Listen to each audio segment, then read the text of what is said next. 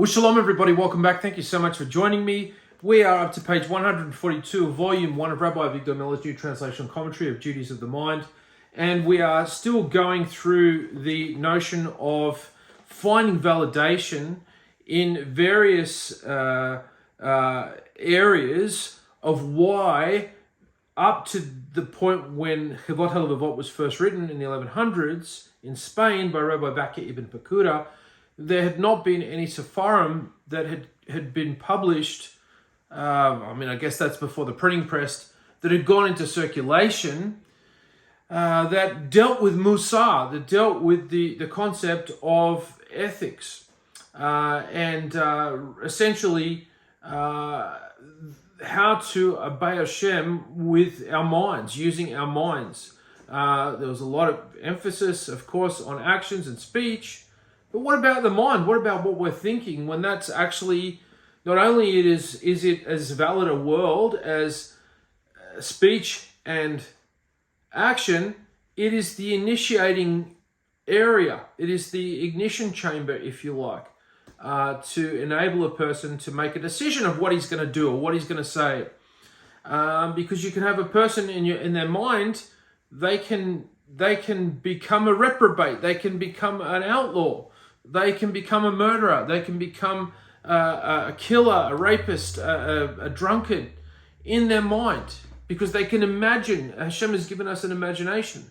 And so we can go into various detailed scenarios in our minds to play out things to placate our Yetzer Hara, our evil inclination, which will inevitably give rise to saying something inappropriate and then, Has v'shalom, doing something wrong, doing something that's not appropriate, committing an avera, committing a sin.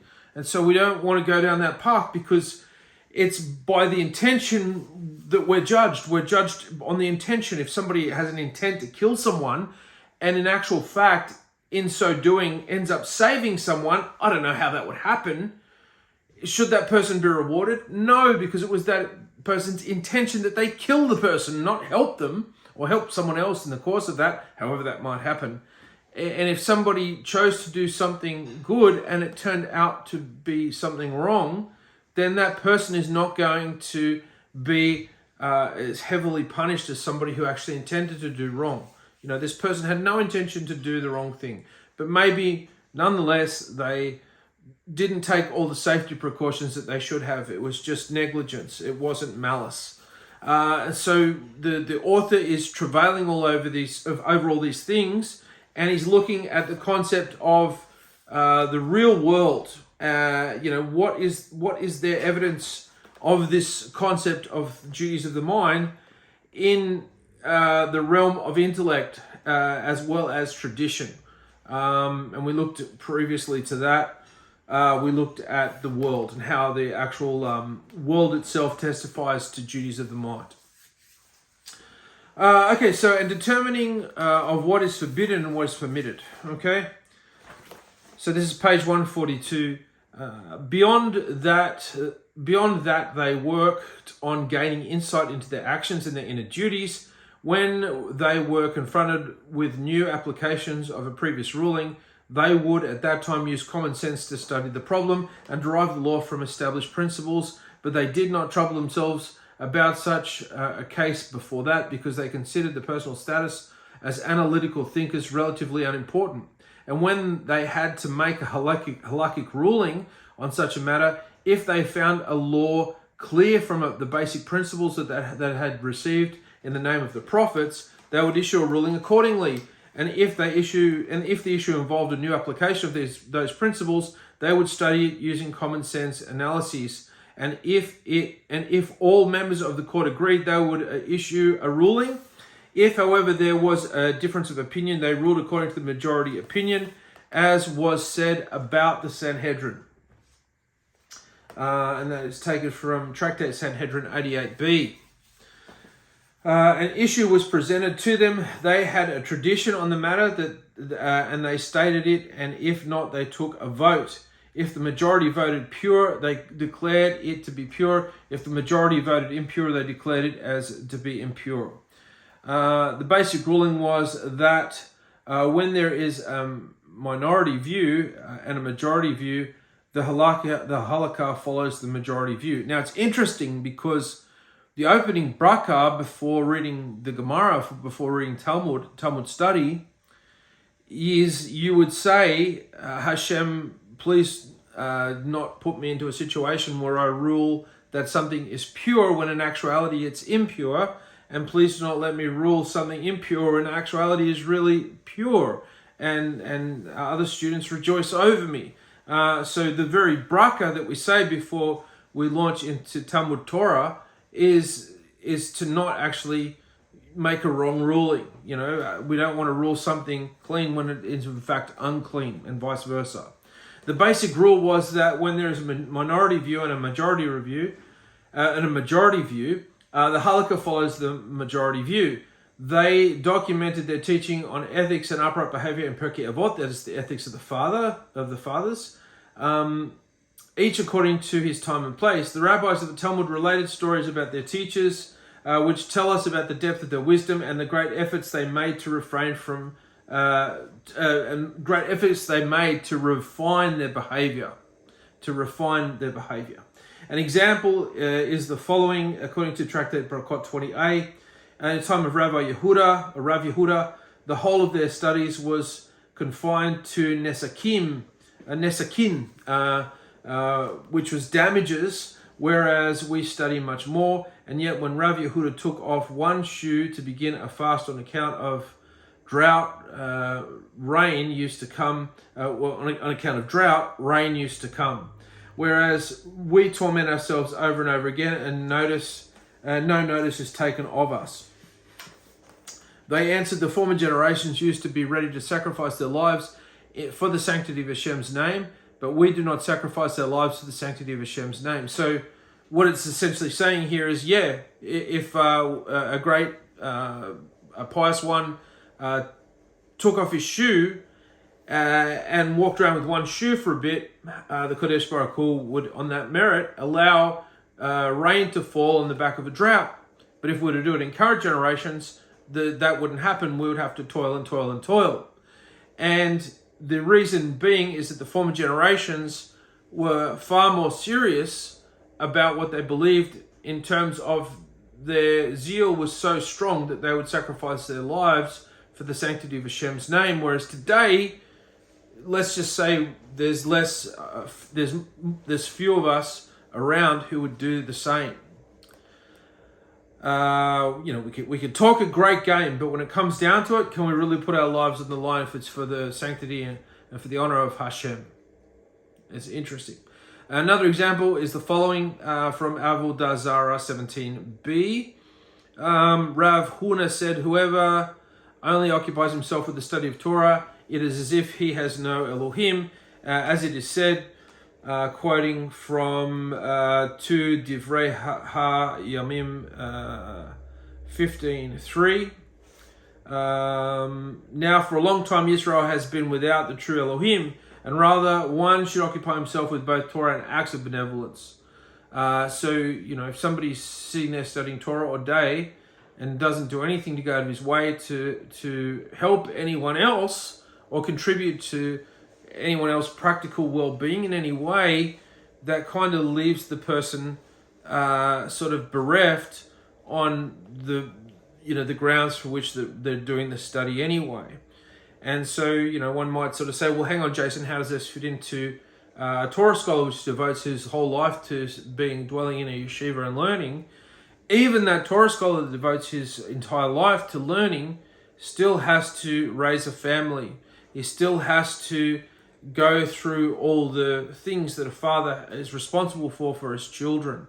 And he still has to give them an example of what avenues, kosher avenues of a Torah lifestyle would be best suited to each one of his children, because not all of them may be men, and not all of them may be girls, boys or girls. So it's he needs to be abreast of what different things a person should do depending on their areas of expertise, because not everybody's got the wherewithal to be a full-time Torah student that studies 24/7. But even if you aren't studying 24/7. You are, in fact, doing other things, and you're giving charity, giving tzedakah, and you're assisting those in need. Because if you're shunning that and you are literally just learning 24/7, then it's as if you're without the true Elohim, the true God. It became clear to me that the essence of all mitzvot, which are intended as acts of devotion to Hashem, must be grounded on purity of heart and conscience. If there is any deficiency in the inner thought, the mitzvot will not be accepted, even if they are frequently and regularly performed. And that sort of sends shockwaves through me when I read it. But then you are calmed by the fact that it depends on your level. It's all dependent on your level. If you're in this current generation, you're one of the current generation of people that are coming through. A younger generation. What are they called? I don't know. I can't remember the letters of the different. They've got a concentration span of 30 seconds. It's going to be weighed and measured against, the norm of the current generation. So if you normally can only concentrate for 30 seconds, and you concentrate for 5 minutes without a break, and you concentrate intently for 5 minutes, that's a huge achievement, and is a great thing for the heavenly realm to behold. But if you are a man going back to biblical times, then that would be embarrassing and would be a fairly condemning thing. That to be able to concentrate for only 5 minutes, you would be considered a rasha.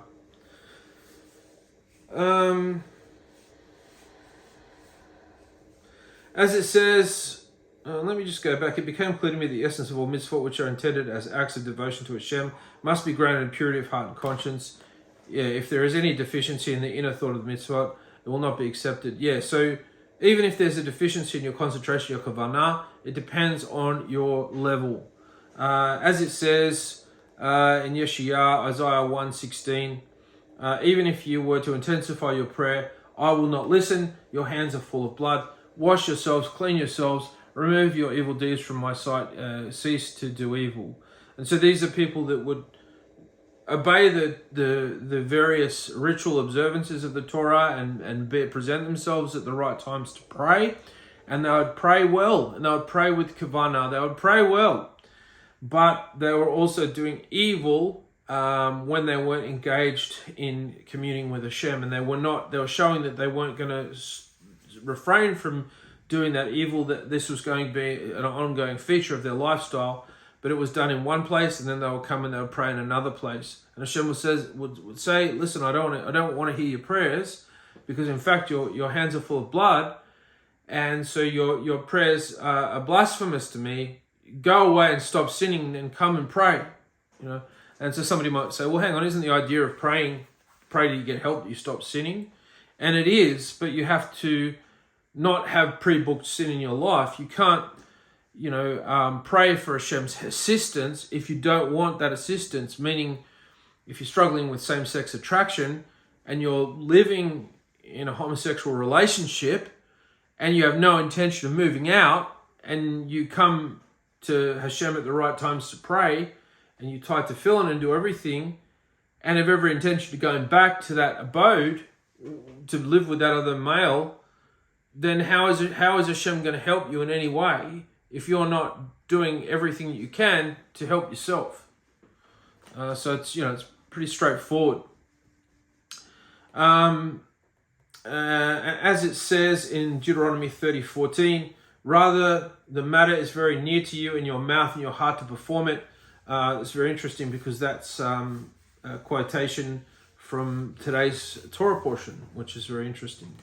Or this week's Torah portion, which is very interesting. Rather, the matter is very near to you, in your mouth and your heart to perform it. As it says in Mishlei, Proverbs 23:26, my son, give me your heart and your eyes, let them keep to my ways. So Hashem says, give me your heart, give me your eyes, and let your heart and your eyes stay on the narrow path, on the path of your Torah.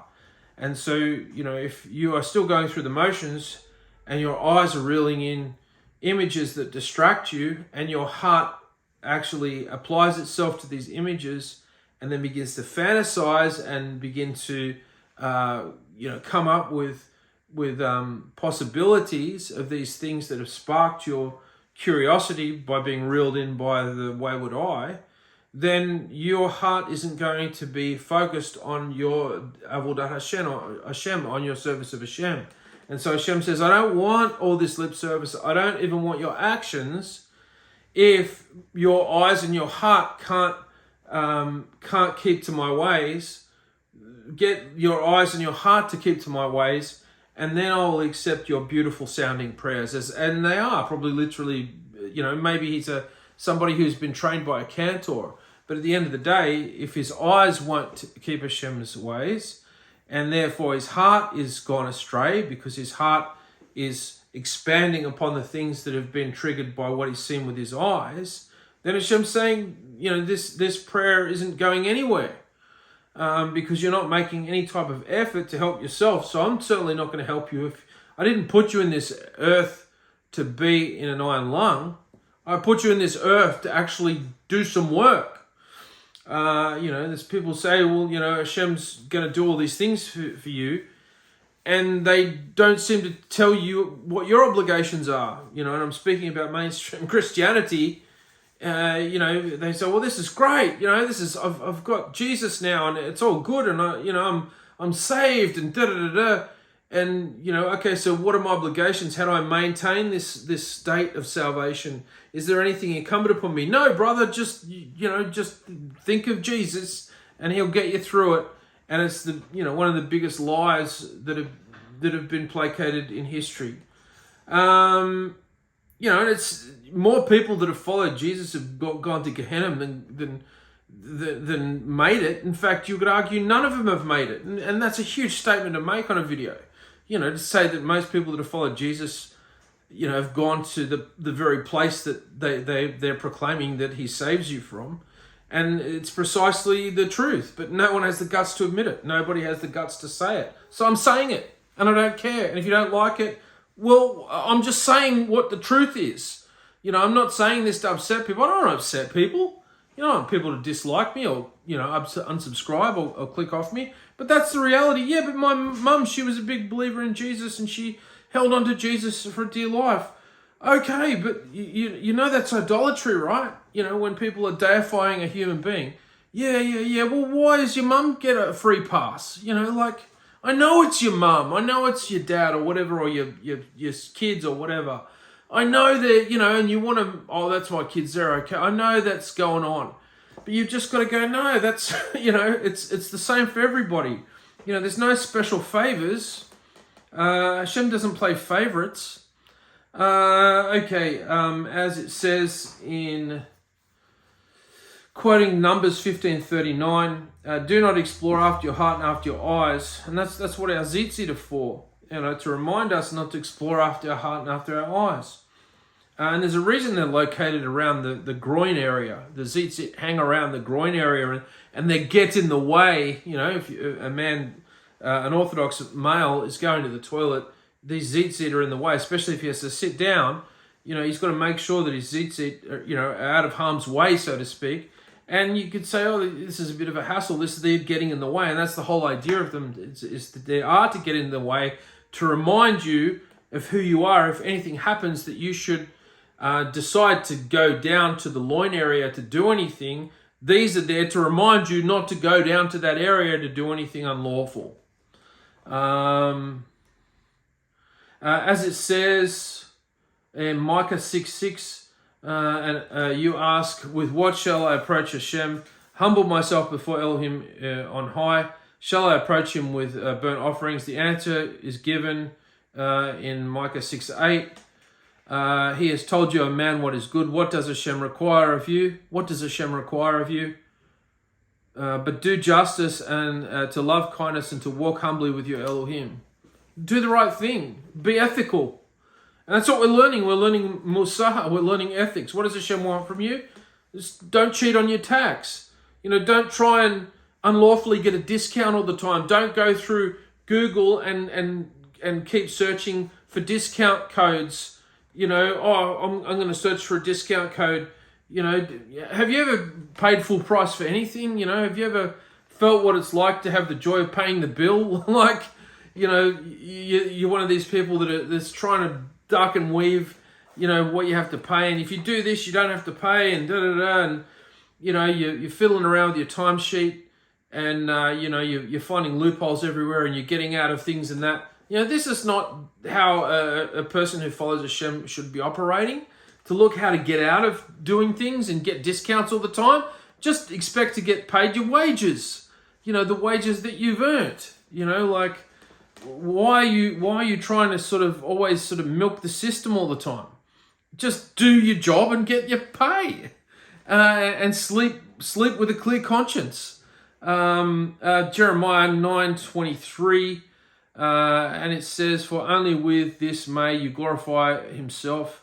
For only with this may one glorify himself, contemplating and knowing me. For I am HaShem, who does kindness, justice, and righteousness in the land."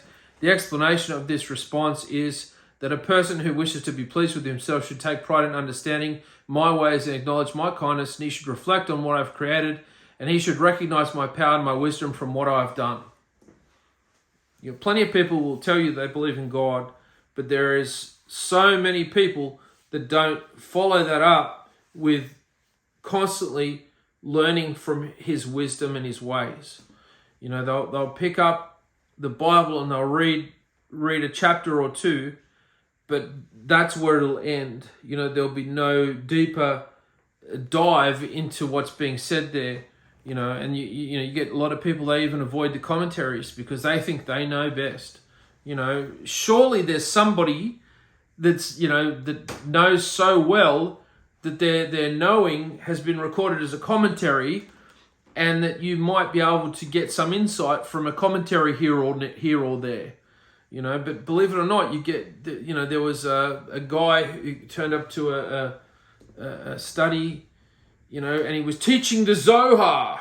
Straight away his alarm bells there. And he says, "Give me a copy of the Zohar, one without commentary." As if one exists without commentary. I'm sure there are, but they're rare. And it's like straight away, get out of the house, run to your car, hit the ignition, foot on the pedal, get away, get as much distance between you and that guy as you possibly can. Get me one without a commentary. Oh, okay. You know best, do you? Yep. Okay. It's all ego and it's all pride, it's all falsehood, it's all cardboard cutouts, and it's pretty lights and weird looking mirrors. That's all it is, and sound effects. For only with this may one glorify himself, contemplating and knowing me. For I am HaShem, who does kindness, justice, and righteousness in the land. The explanation of this response is that a person who wishes to be pleased with himself should take pride in understanding my ways and acknowledging my kindness. He should reflect on what I've created and should recognize my power and my wisdom from what I have done. All the verses that I've cited demonstrate the obligation inherent in the mitzvot of the mind and the discipline of the conscience. You need to know that the purpose and benefit of the mitzvot of the mind are that both the open and concealed aspects of being should participate equally in serving HaShem. I'll read that again. That both open and concealed aspects of our being should participate equally in serving HaShem, so that there is a match between the mind, the tongue, and the limbs, and so that each of these will validate the others and will not conflict with them. For years I've been saying, according to Hebrew thought, we have to have our mind and our mouth and our actions all in alignment. And that's one of the greatest challenges facing us today, and it's been at the height of its challenge than any other time because of the myriad of distractions and how clear and in high definition these distractions are. And so this is actually learning Torah that helps you to do that alignment of these three particular worlds. Now, if you're not learning Torah that is pertaining to Musar, is pertaining to Midot, and that is the refinement of a person's character, then you're probably never going to get one poor character trait fixed. And so you're going to be standing before Hashem, not only in the tattered state that you were before your neshama came to the world, because, there's probably any number of Gilgulim that have gone previously. You're going to be sitting there with more filth on you than you came with, And so not only, have you got filth, things that weren't resolved in another Gilgul, you've got more. You're getting more things that need fixing. And so Hashem's got no choice now but to put you in Gehenna and to remove your suffering there, which is the most grueling ways to have your suffering removed. It's hell. It's literal hell. It is hell. Like, what's hell like? Oh, it's hell. Good description, Jason. But you know what I mean. So you want to get yourself cleaned up here. It's a lot easier to get yourself cleaned up here. You'd think it isn't, because we're ducking and weaving at every turn to try and get out of cleaning ourselves up in this life. We're going down every path of falsehood and distraction that we could possibly see, and you would think it would be utterly, it's beyond comprehension of the mind to think, oh gosh, that I don't do something, that's going to put me out a little bit to clean myself up. But it's not until we go to the other side of the veil and you see the options that are left open to us now to clean ourselves up, like they're just like, okay, this is going to be a real slog now. And so we want to avoid that. We want to avoid that this side of the veil. We want to go, Hashem, I surrender. Please point me in the direction of what I should be learning. And these are the things that you should be learning. It's not, you don't need to be Einstein to work out that the Torah that you should be learning is Torah to do with how to become a better person in terms of how you're thinking, what you're talking about, and what you're doing. You can keep learning Torah about all these, amazing things, prophetic things, and all these things that are happening, what the Messiah did, and all these cool things that all different people did. But until you start actually taking them personally and bringing them into where you are actually and what you need to have cleaned up and ironed out and, polished to get you in the same sync with all this type of thing that's going on, you'd just forever be a spectator and you won't ever be a true participant, is I guess what I'm trying to say. This is what the Torah means by wholehearted. This is what the Torah means by wholehearted. When it says, according to Deuteronomy 18:13, you shall be wholehearted with Hashem your Elohim. Be wholehearted. So for years we've been sort of taking solace from the fact that we're not lukewarm. Certainly no one could say we're lukewarm. You just get into a conversation with us, spend half the day with us, you'll know we're not lukewarm. But by the same token, we can't say we're wholehearted either. And we have to learn to develop a mindset and a heart and an emotional intelligence and an emotional attachment to Hashem that shows a wholeheartedness to what we're doing. So, rain, hail, or shine, come what may, storm or clear, cloudy day, we're still going to march forward into whatever's ahead with the same resolve as we would if we knew it was going to be easy. As it says, a lot of quotations here from the scriptures, Bereshit, Genesis 6:9, Noach was wholehearted in his generations. So whatever Noach's shortcomings, you can't say that he was a very successful influencer, because not one person was influenced in the 120 years to be an addition to his seafaring family, soon to be seafaring family. You would think 120 years, surely he would have convinced somebody else outside of his own family to board that ark. No. But for whatever other shortcomings he had, he was wholehearted. He was, okay, we're going to build this boat. We're going to get all the animals on the boat. I don't care how weird it sounds. We've never, no one's ever created a boat before. We're going to build this thing called a boat, and we're going to get all the animals in it. How are we going to do that? It's impossible. I don't know. We're just going to start. As it says in Psalm 15:2, one who walks wholeheartedly does what is right and speaks the truth from his heart. So Hashem will approach a person who is simple-hearted, and it may perhaps even appear naive to the untrained eye. This is a person that looks naive, but they're not naive. They just haven't got themselves embroiled in all the garbage, and they don't have all the garbage clinging to them like mud, like you do.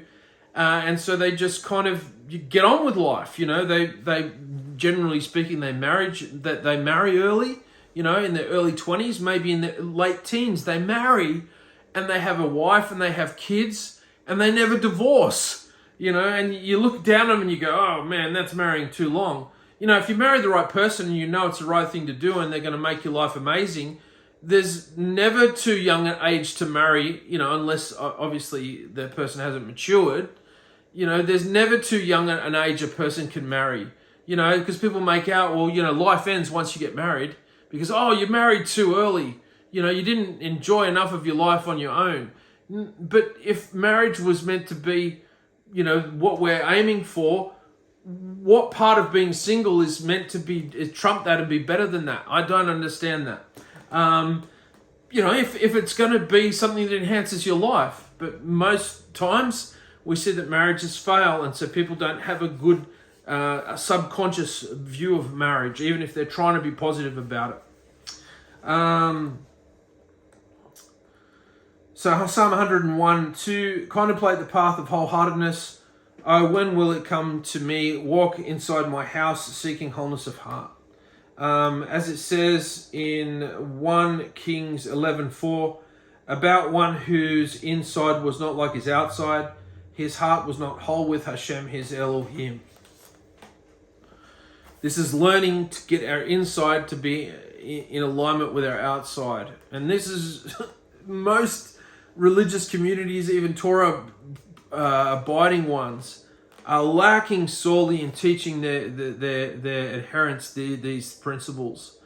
They just keep going on, and they're just talking about things that are outfield and not saying, listen, how can we get your insides to mimic your outsides? How can we have your interior be aligned with your exterior? And people find that personal. They go, oh, no, you're going to be too personal there, buddy. And it's just like, well, if you're going to keep dodging it like that, you're going to be in for the shock of your life come the time that you're called before Hashem to be judged. And so you just want to go, okay, make things uncomfortable as you like. I want to fix myself here rather than there. So quoting Psalm 78:36, but they sought to beguile him with their mouth, and they lied to him with their tongues. And their heart was not consistent with him, or not constant with him. Psalm 78:37. Their heart was not constant with him, and they were not steadfast in his covenant. So they were kind of jumping in and out. They were kind of flitting about, going, up and down. They weren't consistent. It is known that if someone contradicts himself or proves himself a liar in word or deed, his integrity is no longer trusted, nor do people rely on his sincerity. And this is the thing, this is to do with the good name. So if your good name is in any way takes a beating, it's you lose everything, and it's very hard to get that good name restored back into the psyche of people's minds again, that you're somebody who people can trust. And I myself, I've gone through a period where my good name was held in the balance.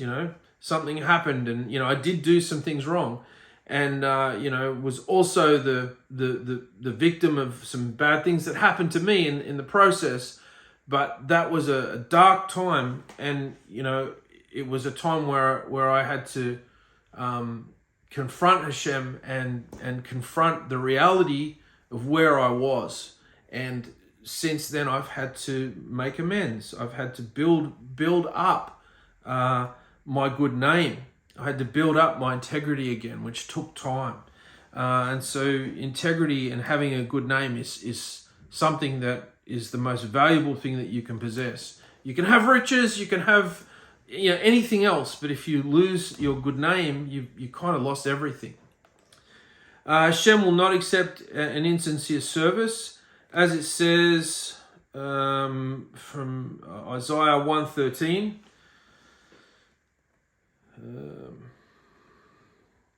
I cannot abide iniquity along with solemn assembly.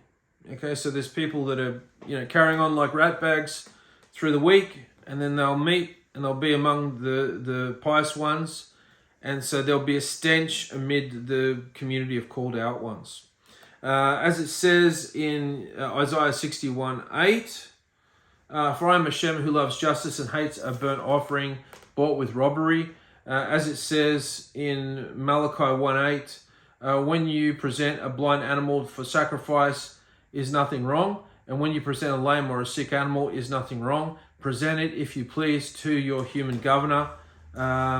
Would he be pleased with you and show you favor? So, if you're going to dress a certain way when you're going to go to a congregation, or you're going to go to a meeting, if the object of, if your affections, the Almighty himself, were going to be there, or this person who is the Messiah whom you profess to follow, if he was going to physically be there, would you still dress that way and go to that place? Would you have said the things that you said, if you knew that your rabbi or your mentor was going to be there? Or somebody that you looked up to was going to be there? Would you still dress like that? Would you still say those things? Would you still act like that? Would you still make those comments? Would you be late or would you be on time if you knew that, somebody who was that you really respected was going to be there? And your actions, the proof is in the pudding. If you're going to turn up late, what are you saying? You're gonna do that perpetually, turn up late. People say, well, you can say whatever you like, but the proof is in the pudding. You're not really that committed. If you've been turning up for the last 6 months consistently late, that's insulting to the people that are putting on the presentation. Or if you're dressing modestly, or it could be a combination of things. How would, when it's Sabbath and you want to have a closeness to Kadesh Baruch Hu, what type of situation you're going to have the house in when that day hits? How are you going to be attired? What sort of mindset are you going to be in when Shabbat hits? As if you're going to be hosting a guest. What if, a great sage or Mashiach himself was to come to your home for Shabbat? How would that Shabbat be different to the one you have there every weekly, in your home, every Shabbat? How different would that service be? As it says in Exodus 15:22,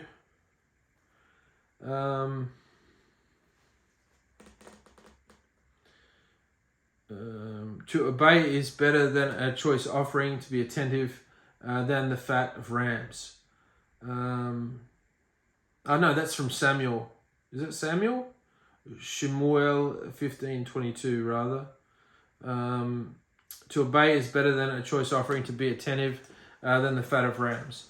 Therefore, observing one mitzvah may be equivalent to observing many mitzvot, depending on the inner conscience of the intent. Likewise, one transgression may be equivalent to many transgressions. It is possible that even the thought of a mitzvah or the yearning to do it, motivated by the fear of Hashem, even though the person is unable to carry it out, may be equivalent to the fulfillment of many other mitzvot.